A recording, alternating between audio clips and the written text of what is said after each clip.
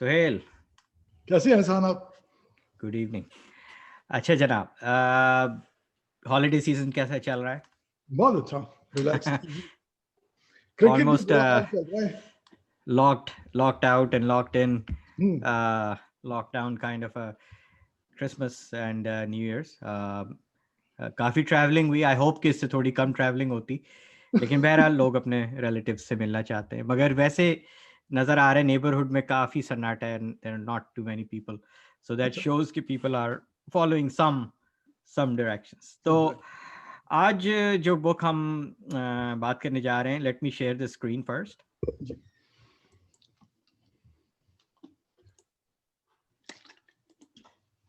सो ये बुक जो है, this is 21 lessons for the 21st century.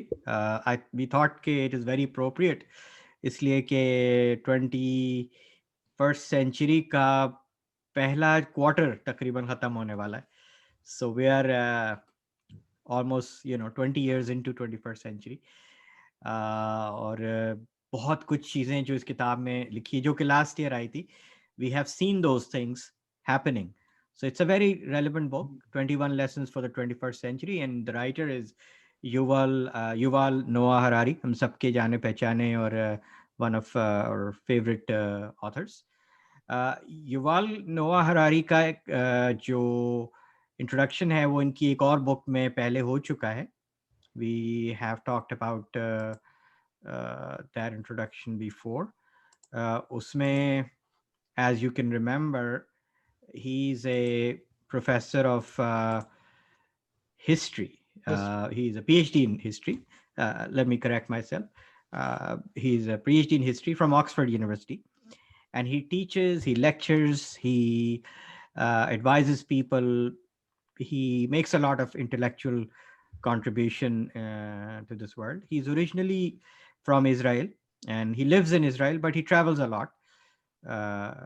तो इनकी जो किताबें हैं, हमने सैपियंस कुछ अर्से पहले रिव्यू की थी. अब अगले कुछ अर्से में इनकी जो एक और बड़ी मशहूर किताब है होमो डियस, वो भी हम कभी रिव्यू करेंगे. तो इस किताब की जो मेन बात यह है कि ये हमें वो इश्यूज जो 21st सेंचुरी में और से आगे आने वाले हैं, आ चुके हैं और नज़र आ रहे हैं, उनको हाईलाइट करती है और उससे क्या हमें सबक मिल सकता है, क्या हमें बात समझ में आ सकती है, वो ये किताब हमें सिखाती है या एटलीस्ट उस तरह पॉइंट आउट करती है. सिखाना तो मेरे ख्याल एक थोड़ा सा ओवर स्टेटमेंट होगा, but it points out towards things that are relevant to the coming times and offers some insight, some solutions, and some interesting uh, comments. इस शुरू में जब ये किताब शुरू होती है तो एक जगह पहले चैप्टर में बड़ी मजे की बात करता है कि whereas a few years ago Americans and Europeans were still trying to liberalize Iraq and Libya at gunpoint, many people in Kentucky and Yorkshire now have come to see the liberal vision as either undesirable or unattainable. And he further says that liberalization and globalization are a huge racket empowering a tiny elite at the expense of the masses. Now, this is quote unquote. He says that there are people who now believe in this, कि ये जो पिछले एक century में जो changes आए हैं, democracy, liberalisation, वो एक रैकेट है एलीट का. और ये आपने देखा 2016 के इलेक्शन में 4 साल पहले. Luckily we have different different setup now, hopefully in luckily January. it's undone। Yes. And then there was Brexit about the same time in England. And we saw in 4 years a rise of populism. Brazil में, Italy में, मुख्तलिफ ममालिक में populism rise हुई और ये conspiracy theory और ये हमारे हमारे अपने मुल्क में। जी हाँ, जी हाँ, जी हाँ, बिल्कुल. हमारे कंट्री ऑफ ओरिजिन जहाँ से हम ओरिजिनली रूटेड हैं. अच्छा, उसमें आगे कहता है कि most people unable to conduct a reality check, the mind latches on to catastrophic scenarios. जब जिस तरह से कंजर्वेटिव समझते हैं कि ये कोई बहुत बड़ी कॉन्स्पिरेसी है दुनिया के एलीट के दरमियान। इसी तरह लिबरल समझते हैं कि जो कुछ हुआ ब्रेक्सिट और डोनाल्ड ट्रंप के आने की वजह से, that's the end of human civilization. Obviously he says के ये सब obviously they are exaggerated and anxious responses. तो अब ये आगे चलता है 21st सेंचुरी के हवाले से, जो दो कीवर्ड्स जो इसने शुरू के चैप्टर्स में किए हैं, इंफॉर्मेशन टेक्नोलॉजी जो हमें पहले से पता है, 90s से इस पे बात हो रही है, एल्विन टॉफलर की भी किताबें हैं इसके ऊपर, एंड बायोटेक्नोलॉजी। और इन दोनों का मर्जर जो हुआ है, which is probably not predicted, कि बायोटेक्नोलॉजी एंड इंफॉर्मेशन टेक्नोलॉजी किस तरह इंटीग्रेट हो रही है। और ये भी कहता है कि जो हमारे जितने भी डेमोक्रेटिक सिस्टम हैं, चाहे अमेरिका का डेमोक्रेटिक सिस्टम हो, चाहे बरतानिया का हो, उन सब में ये चीज़ जो कदर मुश्तरक है वो ये है कि ये कोई भी इनमें से हैंडल नहीं कर पा रहा है ये जो चैलेंजेस हैं।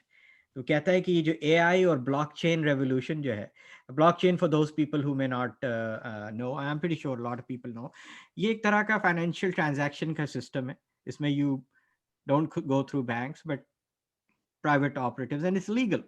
एंड इसमें पे क्रिप्टो करेंसीज हैं। अब आप देखें कुछ अर्से पहले somebody said cryptocurrency or you would think this is some mumbo jumbo, and now people are investing, and investors are actually saying that you should invest in cryptocurrencies that are taking is so it is actually going to take away a lot of financial transactions from the hands of conventional means of financing. So ये सारी चीज़ें बहुत unpredictable और unfathomable changes लेके आएंगे हमारी society में।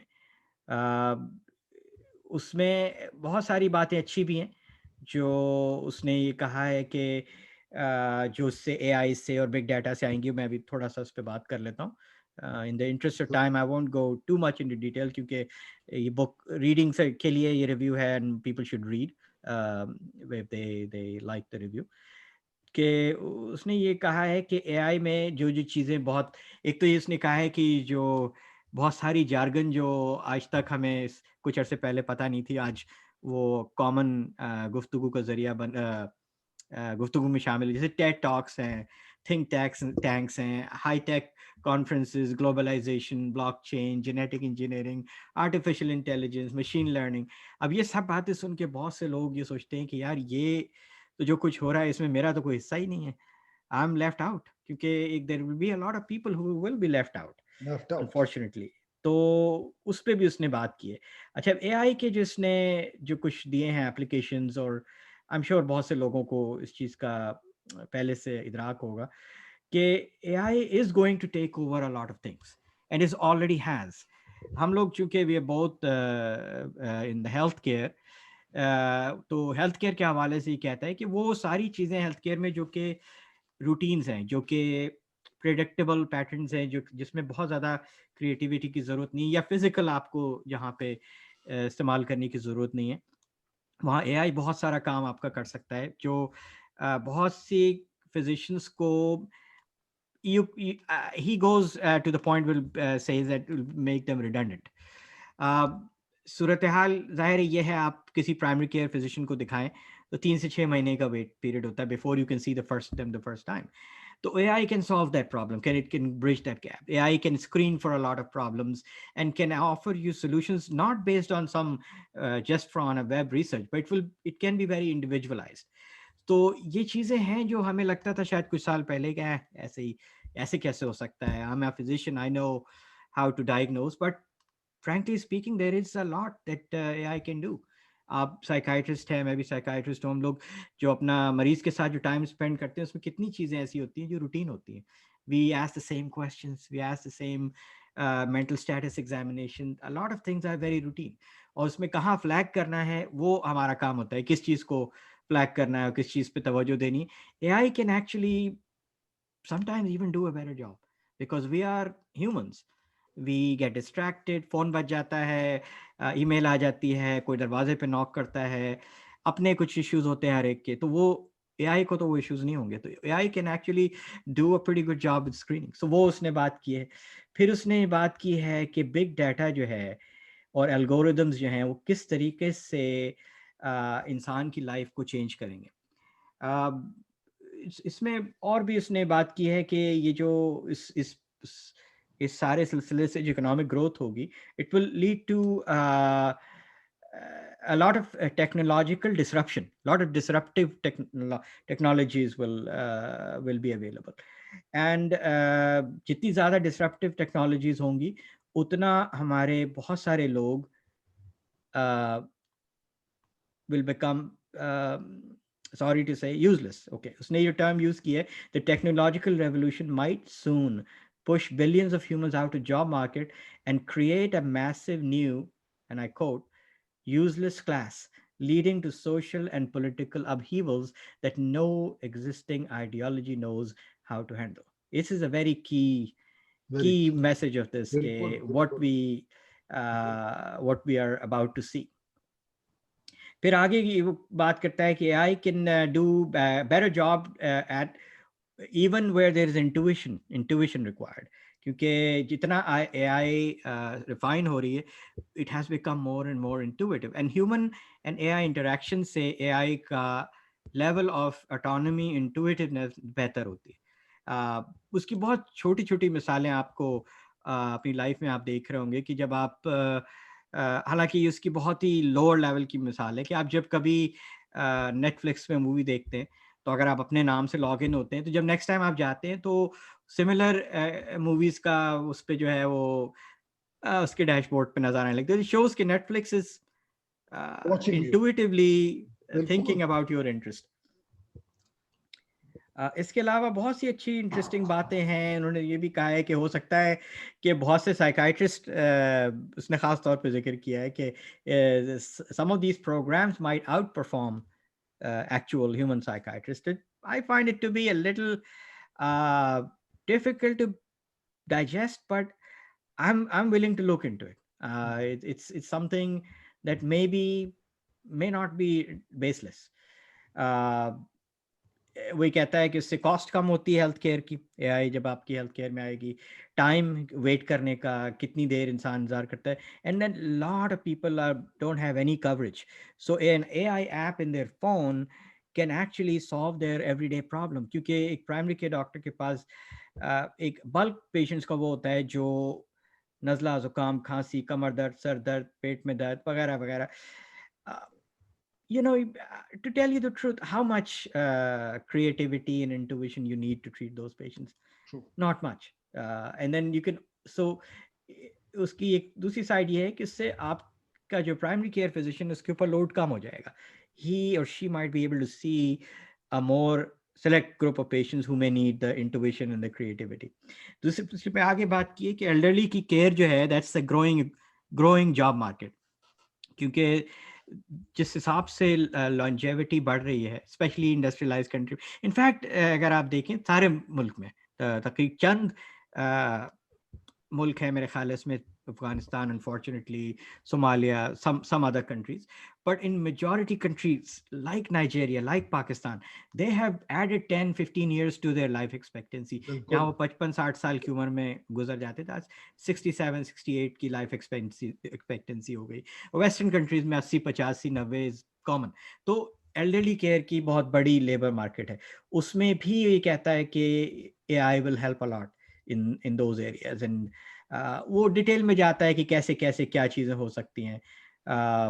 इसके अलावा आर्म फोर्सेस में बड़ी मज़े की इसने बात की कि एक AI बेस्ड रोबोट जो है, he is more likely to be precise and ethical about his killing than a human, because human गुस्से में आता है और कभी किसी सिविलियन आबादी में जाकर जब वो किसी टेररिस्ट को या किसी कल्प्रिट को ढूंढ रहा होता है तो इस बात का बहुत इम्कान होता है कि उसका अपना जज्बात, गुस्सा, उसके अपने सोल्जर्स मरे हों, जाहिर उसको उस चीज़ की होती है प्रॉब्लम. वो he might shoot at young people who are sheep herds, जो बकरी चरा रहे हों या भाग रहे हो सोल्जर्स को देख के, जबकि robot will be very focused. उसका वो उस तरह के डैमेज कम होगा है, कोलेटरल डैमेज कम होना चाहिए. और ऑलरेडी अगर आप बड़ी पिक्चर देखें तो मॉडर्न वॉरफेयर में लाइफ लॉस बहरहाल कम हुआ है. हमें जब आप नैरो होके देखते हो तो नहीं लगता, लेकिन जब आप बड़ी पिक्चर देखते हैं, इसने दिया है कि फर्स्ट वर्ल्ड वॉर के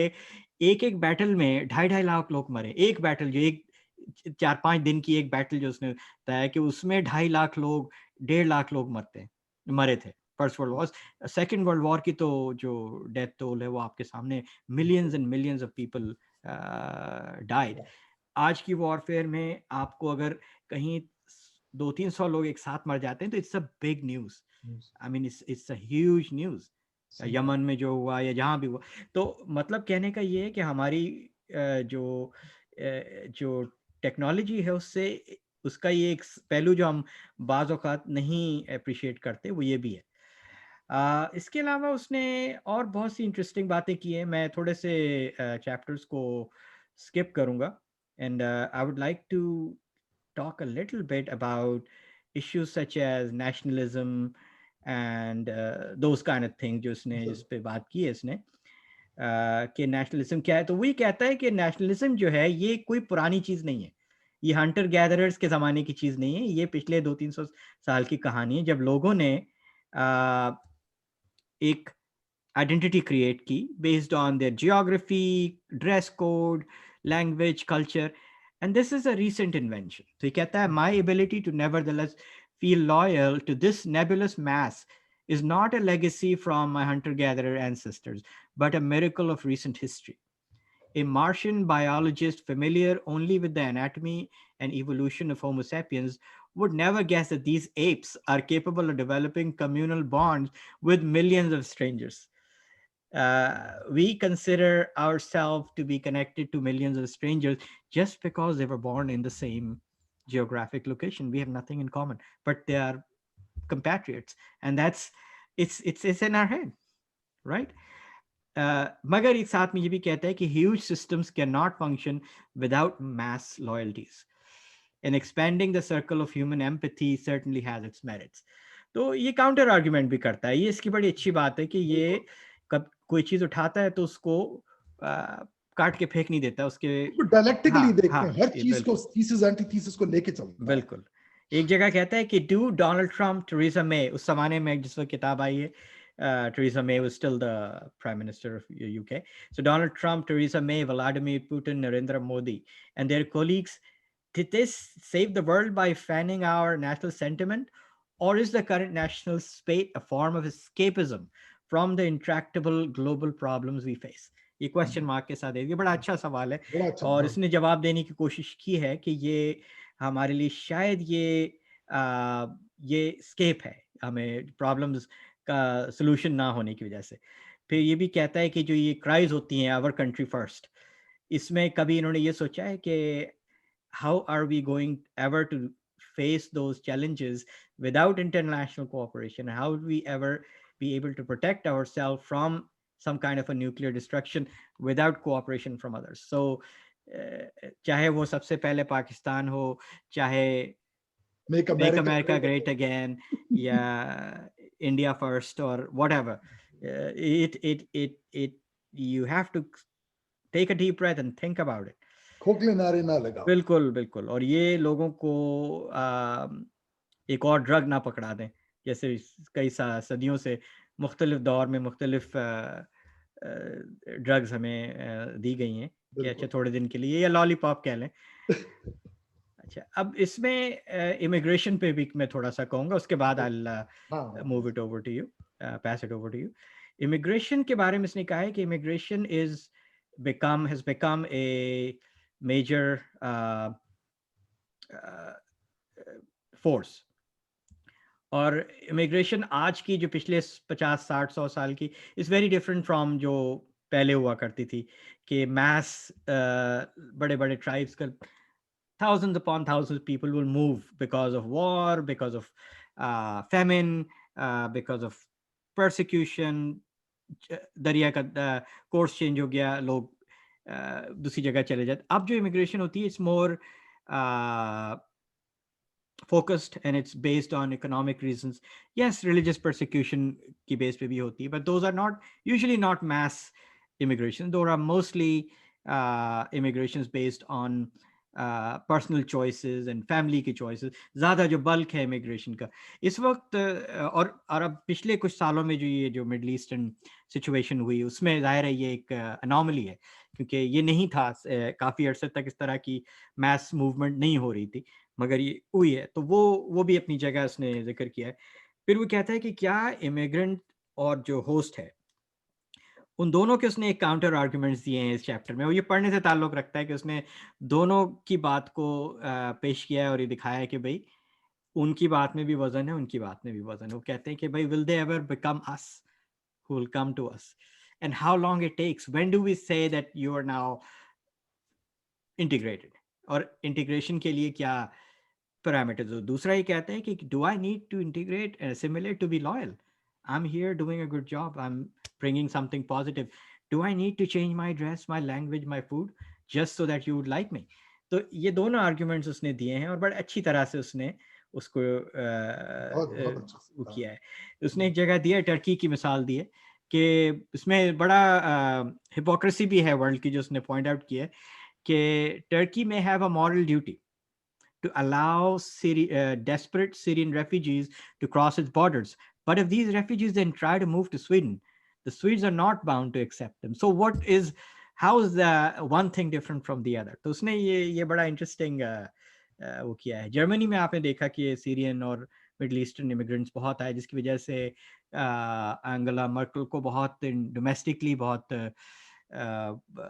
वो करना पड़ा। और उसमें ये बाद दफ़ा ये देते हैं कि you get they numerous countries turn a blind eye to illegal immigration, even accept foreign workers on a temporary basis because they want to benefit from the foreigners' energy, because they have more energy, they have more desire to do better, and talents and cheap labor, of course, frankly.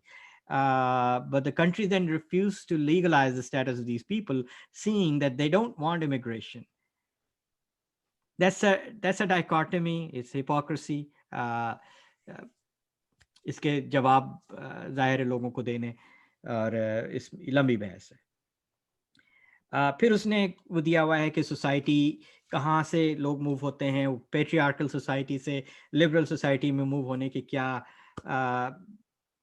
उसमें जो repercussions होते हैं। क्या suddenly somebody coming from a patriarchal society can suddenly become a feminist? Is it even possible? Can somebody coming from a deeply religious society suddenly become a secular humanist? How, I mean, can it be possible in a lifetime? किसी एक आदमी की एक life time. तो ये interesting सारी बातें उसने उठाई हैं। तो मैं इसमें इस चीज़ को करता हूँ, इसने इंटरेस्टिंग बात की है चूँकि उसमें हमारे जो रूट्स हैं जहाँ पे उसका रीजन, उस रीजन का जिक्र किया है। Do you want to demand that immigrants from the Punjab give up their curry and masala in favour of fish and chips and Yorkshire pudding? So do you demand that you simply give it up, और does it happen more in a more settled manner? So इस चीज़ को सामने देख रखते हुए देखिए बहुत सारी चीज़ें इसने कवर की है। मैं ख्याल I think it's I will move it over to you क्योंकि you have a lot of material to cover as well. जो जस्ट टू रिकैप, आपने जो बात कही ना, बड़ा अच्छा आपने उसको समराइज किया। मैं उस वक्त सोच रहा था कि इतनी सारी गपशप को आप कैसे समराइज करोगे, तो आपने बड़ा अच्छा समराइज किया, और एज यूजुअल। और दूसरी बात ये कि वो बेसिकली बोल रहा है कि अगले 30 साल में 40 साल में दुनिया बड़ी चेंज होने जा रही है, और उसको पढ़कर थ्रू आउट ऐसा भी लगता है कि इट्स गोना बी फन, और फिर थोड़ा डर भी लगता है कि यार इतने सारे लोग यूजलेस हो जाएंगे, क्या प्रॉब्लम होगी, और उसको किस तरह मैनेज करेंगे ये लोग। उसके साथ साथ उसने कहा कि जिस तरह की जिस धप पे हम अब तक चलते आ रहे हैं, अगर वही हरकतें करते रहे तो बड़ा डिजास्टर होगा। उस तरह मैच नहीं कर पाएगा इस चेंजिंग एटमॉस्फेयर को, इस तरह की ग्लोबलाइजेशन को। आज तक कभी ऐसा हुआ नहीं है। तो और पहले जो चेंजेस ऐसे 100-150 साल में आनी होती थी, अब वो ऐसा इन अ मैटर ऑफ डेकेड आ रही है। तो उसकी चीजें बहुत रैपिडली चेंज हो रही हैं। आपने कोविड में देखा कितनी क्या कुछ चेंज हुआ है अचानक। बिल्कुल सडन, और एकदम से दुनिया चेंज हो गई। तो मेरे पास जो चैप्टर पार्ट 3 और पार्ट 4 है, उसमें पार्ट 3 में वो तकरीबन उनके पास 5 टॉपिक्स हैं, 5 चैप्टर्स में पार्ट 3 डिवाइड किया है। एक टेररिज्म पे, एक वॉर पे, दूसरा वो कहता है रोल ऑफ ह्यूमिलिटी, इनकसारी, और role of God in the society, और आखिरी चैप्टर में उन्होंने थोड़ा बहुत सेक्युलरिज्म के बारे में कहा। टेररिज्म के बारे में वो कह रहे हैं कि देखिए terrorism overall is in decline, हम आज से 20-25 साल पहले जो टेररिज्म की वबा फैल रही थी वो कम हो गई है। बिल्कुल। कहते हैं कि टेररिस्ट जो सोचता है, टेररिस्ट का दिमाग ना वो थिएटर डायरेक्टर, मूवी डायरेक्टर की तरह का होता है, वो स्पेक्टेकल क्रिएट करता है। तो आपकी जिम्मेदारी है कि वो आप वहां पे एंटी स्पेक्टेकल इंटरवेंशंस करें। और एंटी स्पेक्टेकल इंटरवेंशंस के अंदर होता है कि क्लैंडस्टाइन अप्रोच लें, खामोशी से जो काम करना है वो करें। किसी के बच्चों को पढ़ाना है और उसके बच्चों को पढ़ाना है, ये ना करें, इसको टीवी में वो ना करें, इसको खामोशी से करना है। और दूसरी चीज ये कि मीडिया को भी कहा है कि उस तरह हाइप अप ना करो। जो भी हाइप अप करेगा मीडिया ऐसे टेररिस्ट एक्टिविटीज को, तो वो that's what those terrorists want. That's what they want. That's what they exactly. War के बारे में वो कहते हैं कि बहुत से लोग, although never underestimate the stupidity of human beings, बहुत सारे लोग कहते हैं कि 2018 में जब किताब आई थी उसके वक्त वही सिचुएशन हो गई है जो 1914 में थी, बिफोर फर्स्ट वर्ल्ड वॉर। तो वो हंस रहे हैं, वो कह रहे हैं यार ऐसा कुछ भी नहीं है, इस तरह खामखा की बातें मत उड़ाओ। 1914 से पहले या वर्ल्ड वॉर 1-2 से पहले जितनी भी इंटरवेंशंस हुए थे, वॉर इंटरवेंशंस, वो सारे बड़े प्रॉफिटेबल वॉर इंटरवेंशंस, उसमें लोगों ने बड़ा फायदा उठाया था। उस वक्त इकोनॉमी ऊपर आई है, अमेरिका की खास तौर पे, यूरोप के अंदर लोगों की कंट्रीज की इकोनॉमी ऊपर आई, से बड़ा फायदा हुआ। लेकिन पोस्ट वर्ल्ड वॉर 2 जितनी भी इंटरवेंशंस हुई ना, वो बड़े नुकसान में गई, बड़ा नुकसान हुआ। जैसे जैसे दुनिया सिमट रही है ना, तो वो ये वॉर वाली इंटरवेंशन अब बड़ी नुकसानदेह होगी। और फिर एटॉमिक वॉरफेयर का डेटरेंट भी ऐसा है कि जिसकी वजह से it is higher damage lower profit intervention, तो कहते हैं वो खत्म हो जाएगा। आई होप सो, ऐसा ही हो। I hope so too. दूसरी बात वो ह्यूमिलिटी पे कहते हैं कि इंसान जो है अभी इतना एरोगेंट है इस वक्त, इस दौर में, कि वो शायद जो नई आने वाली चेंजेस हैं उसको वो मीट ना कर सके। तो इंसानों को बहैसियत मजमूई अपनी एरोगेंस पे काम करना पड़ेगा। हर नेशन, हर रिलीजन, हर कल्चर खुद को समझता है कि आई एम द बेस्ट। कहा कि जब आपकी ग्लोबलाइजेशन हो रही है और लोग साथ जाके एसिमुलेट कर रहे हैं, तो वहां पे कम से कम चलो अपनी अपनी आइडेंटिटी बचाए रखो, कम से कम ये एरोगेंट बातें ना करो कि मैं बेस्ट हूं। उसमें वो कहते हैं, अपनी रिलीजन का मजाक उड़ा रहे थे वो जूइश फेथ का, उसमें वो कहते हैं कि हम जूइश एक तरफ कहते हैं कि यार लोगों के साथ बड़े इंकसारी से पेश आओ, नीमे हो जाओ, ठंडे हो जाओ, लोगों का सर झुका के बात करो। और दूसरी तरफ वो कहते हैं कि रब्बाई जो है वो मुंह छुपा के कहता है कि वी आर द बेस्ट, जो इस तरह फॉलो करेगा वही ठीक है, बाकी जो कर रहा है वो गलत है, वो कुफर है, वो शिर्क है, वो जो कुछ भी, इस तरह की बात करते हैं। फिर वो कहते हैं कि देखिए रिलीजन की मिथ लोगों को क्यों जरूरत पड़ी थी पहले। वो 2 चीजों को लोग लेजिटिमाइज करने के लिए रिलीजन की मिथ को लोगों ने बाइन किया था। एक है सोशल नॉर्म्स को, और दूसरी चीज है पॉलिटिकल स्ट्रक्चर। तीसरी 2 चीजें वो कहते हैं कि लोग उस जमाने में समझते थे कि मोरालिटी और justice they are both religion based, या इसका कोई रिलीजन से ताल्लुक है।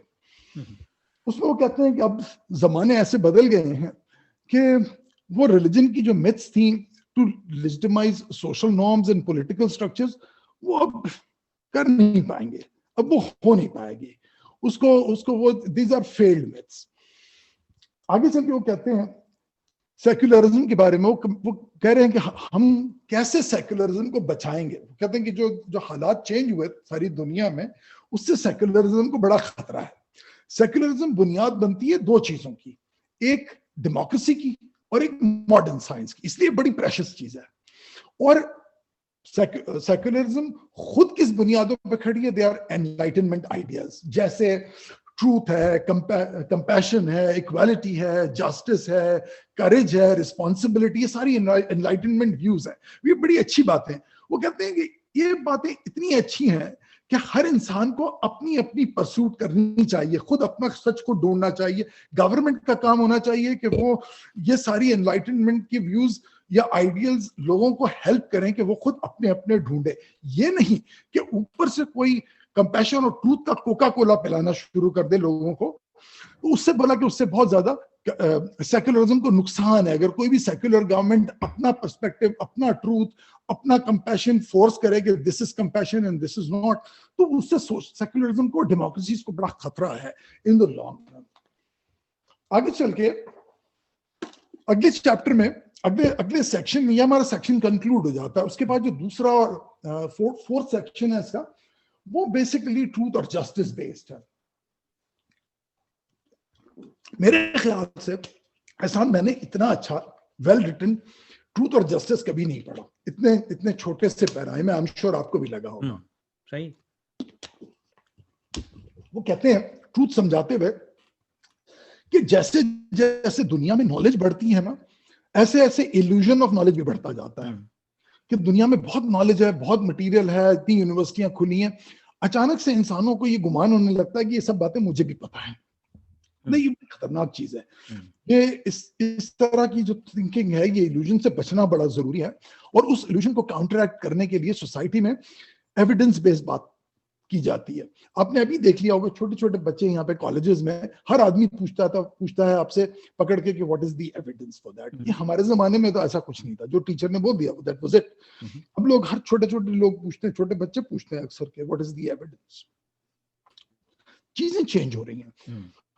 उसमें वो कहते हैं कि इंसानों का ताल्लुक ना सच से इतना अच्छा नहीं है। सबसे जो बेस्ट बात उसने कही कि इंसान का ताल्लुक, we are not drawn towards the truth, we are drawn towards power. और ट्रूथ के अलावा जो चीज पावर देती है वो है कहानियां, स्टोरी, मिथ ज्यादा जोड़ती हैं लोगों को। और मिथ इसीलिए ज्यादा, और फिर मिथ के साथ प्रॉब्लम ये होता है कि वो क्योंकि कहानियां होती हैं तो वो थोड़े अरसे के बाद कहानियों में एक अपेंडेज आ जाता है, एक डाइवर्जन आ जाता है। एक ग्रुप कहता है कि नहीं ये कहानी ऐसे ऐसे तो थी, लेकिन फलाने प्रॉफिट की बात यहां से यूं थी, हमें पता लग गया, तो वो एक और नया फिरका बन जाता है। तो कहते हैं कि इसीलिए अब क्योंकि मिथ के अंदर इतने सारे अपेंडेजेस लगने के चांसेस हैं, तो इसलिए मिथ की वैल्यू इतनी नहीं रहेगी। हमें चेंज करना पड़ेगा। हमें we'll have to see in terms of finding the truth rather than going for the myth.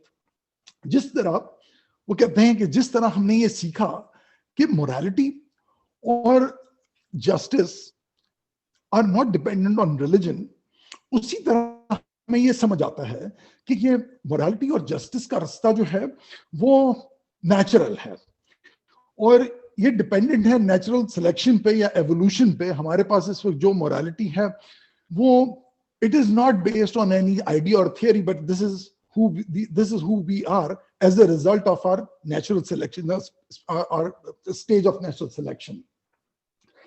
उसमें वो कहते हैं कि मॉरल डेवलपमेंट सबसे ज्यादा जरूरी है अगर हम चाहते हैं कि मैस स्केल पर इनजस्टिसेस को आइडेंटिफाई करें। अभी आपने इसमें देख लिया कोरोना में कि कितनी जगह लोगों के साथ हमने देखा कि यहाँ पे मैस इनजस्टिस हुई है। जहां पे भी मॉरल डेवलपमेंट लैग करती है जस्टिस के साथ, वहां पे कॉन्स्पिरेसी थियरीज बिल्ड होती हैं। मैं अब तक इस तरह समझ रहा था कि कॉन्स्पिरेसी थियरीज जो है वो आइडेंटिटी का इश्यू है। वो कहते हैं कि नहीं, कॉन्स्पिरेसी थियरीज जो है ना वो इनएडिक्वेट मॉरल डेवलपमेंट से आ रही है, और हमेशा जब भी मैस किस्म की इनजस्टिस होगी तो मॉरल डिलेमा सामने आएगा। और अगर हम मॉरली उस तरह डेवलप नहीं हुए, हाई लेवल ऑफ मॉरलिटी नहीं हुई, moving ahead of tribal morality and sexual morality से ऊपर उठ के बात आगे नहीं बढ़ी, तो हम मैस लेवल की इनजस्टिस से ऑब्लिवियस रहेंगे, और उसका नुकसान ही होगा कि हम इंसानों के साथ जस्टिस नहीं कर पाएंगे। आखिरी बात इसमें उन्होंने रोल ऑफ साइंस फिक्शन बोली है। साइंस फिक्शन के बारे में उन्होंने काफी लथाड़ा साइंस फिक्शन की नॉवेल्स बनाने वालों को, और वो कहते हैं कि आर्ट जितना ज्यादा दुनिया तक पहुंचता है ना, साइंस उस तरह नहीं पहुंच सकती। एक लोगों को एक फिल्म बना दी आपने किसी क्वांटम थ्योरी पे, तो वो बहुत अच्छी देखी जाएगी, बहुत ज्यादा उसकी रीच होगी, एज कंपेयर टू के लोगों को आपने उसको फिजिक्स में और मैथ की टर्म में समझानी शुरू की। तो science fiction is a very important point here, a very important media has a very important space. तो उसमें वो कहते हैं कि यार सच्चाई दिखाओ। अब तक साइंस फिक्शन क्या करती रही है कि वो दिखाते हैं कि किस तरह इंसानों का रोबोट से क्लैश हो जाएगा, जबकि वो कह रहे हैं कि ये बेकार बात है। इंसानों का झगड़ा इंसानों से होगा। एक तरफ वो इंसान होंगे जिनके हाथ में आर्टिफिशियल इंटेलिजेंस और रोबोटिक्स नहीं होंगी, और एक वो छोटी सी माइनॉरिटी होगी जो कंट्रोल कर रही होगी। तो ये झगड़ा दो इंसानों के ग्रुप में इस्तेसाल वही होगा। इंसान वो जो कहते हैं ना, उसके इफ्तिखार आरिफ की एक नज़म है इसके अंदर, जो वो ग्रुप्स की डायनामिक्स बोलते हैं तो बड़ा जबरदस्त। वो कहते हैं कि वो चाहे फुरात का किनारा हो या कोई लश्कर हो, लश्कर सारे एक तरह के होते हैं, सारे लश्कर एक तरह के होते हैं। बड़ा खूबसूरत उन्होंने बताया। तो मैं यहाँ पे रोक देता हूँ, आप प्लीज लास्ट चैप्टर को थोड़ा सा वो करें, फिर उस लास्ट चैप्टर में 2-3 इंपॉर्टेंट बातें।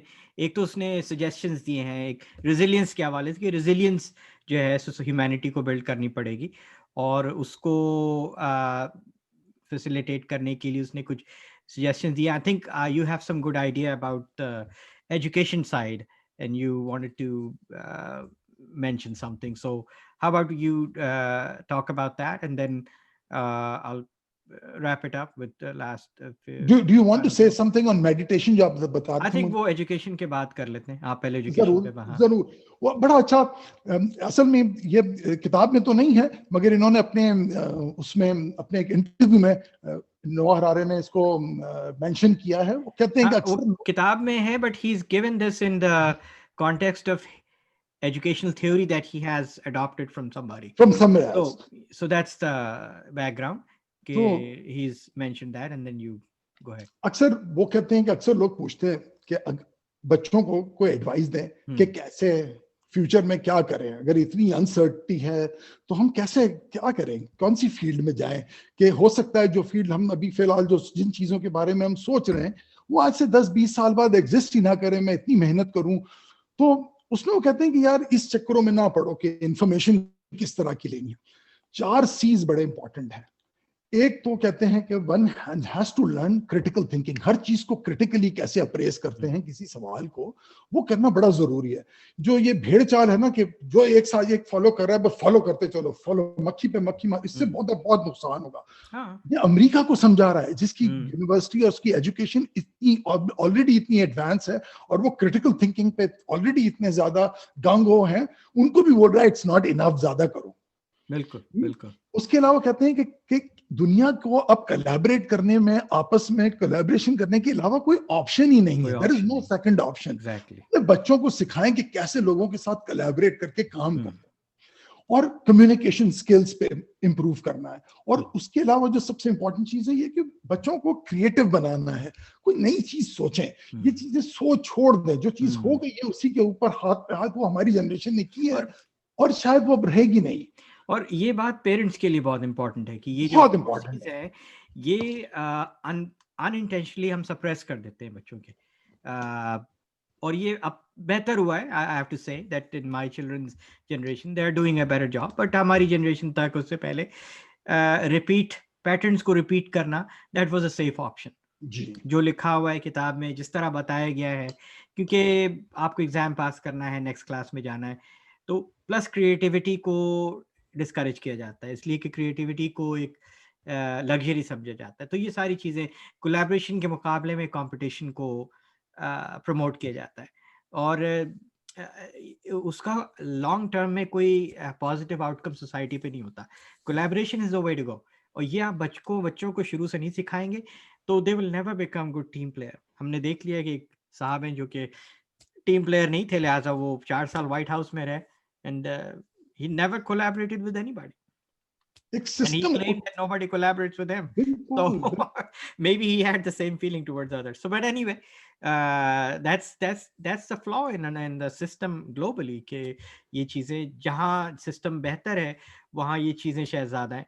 आखिर में ये करता है मेडिटेशन पे बात, और ये जाहिर है ये कोई प्रीचिंग और वो नहीं है, मगर उसने मेडिटेशन के मेरिट्स उसने कहा है कि और सब चीजें अपनी जगह है, सारी चीजें मेडिटेशन को उसने खुद ट्राई किया है। और obviously this is a non-denominational thing.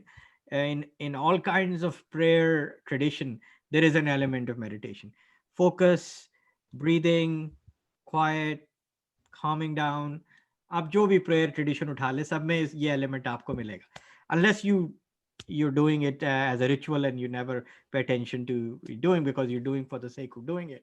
मगर जो element है meditation का वो है, और वो ये खुद कहता है कि मैं दिन में 2 घंटे, मैं खाली 1 घंटे सुबह 1 घंटे शाम मेडिटेशन करता हूँ, प्लस मैं बहुत सी मेडिटेशनल रिट्रीट्स वगैरह पे जाता हूँ। Obviously this is a luxury he can afford, he is well established as a writer and he that's his priority.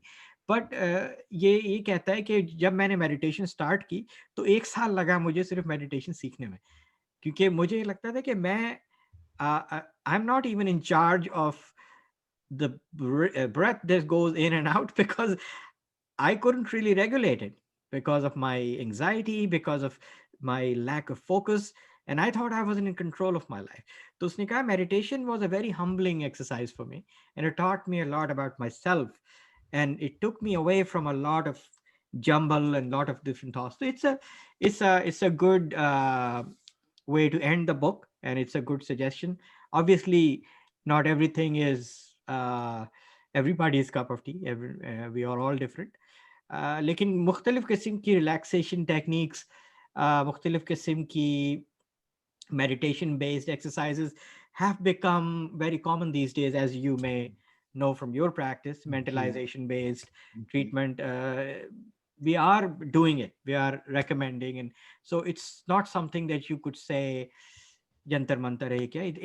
It has neurobiological implications. So ye karte hue I'll wrap up. I think it's a great read. It's one of the best books of the last few years. तो अगर किसी को chance मिले तो जरूर पढ़े. हम एक लाइन मैं बोलूंगा. हाँ, श्योर, गो अहेड. हरारी की ये जो तीनों बुक्स हैं, उसमें पहली बुक सेपियंस और सेकंड बुक होमो डियोस, जो हम नेक्स्ट टाइम उसको रिव्यू करेंगे. इसमें इस किताब में ज्यादातर चीजें उसका कॉम्बिनेशन है. उसमें वो बातें पहले से रिपीट कर चुकी है, लेकिन फिर भी इन्होंने इसको सिंथेसाइज बहुत अच्छा किया. अगर किसी को हरारे का लिखने का स्टाइल पसंद हो और किसी को वो सारी बातों का सिंथेसिस दोबारा से करने का दिल हो रहा हो, तो 21 lessons for the 21st century बहुत औसम किताब है. ठीक है, इसके साथ let's end our session. I hope जो लोग सुन रहे हैं, सुनेंगे, उन्हें ये रिव्यू पसंद आएगा. try to subscribe, and so that you know whenever the next video is uploaded. Thank you for listening. Have a very good holiday. Happy New Year. Happy New Year.